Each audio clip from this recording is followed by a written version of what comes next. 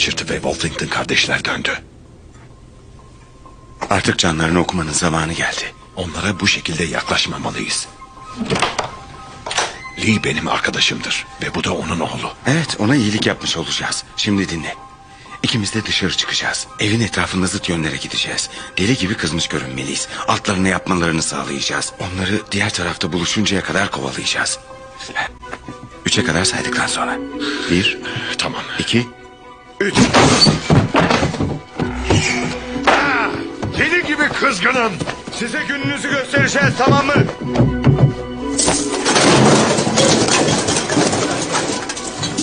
O lanet kafalarınızı koparacağız. Aklımı kaçırıyorum.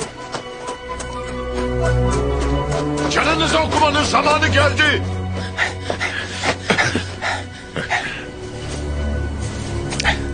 Küfür ettim işte. Duydum.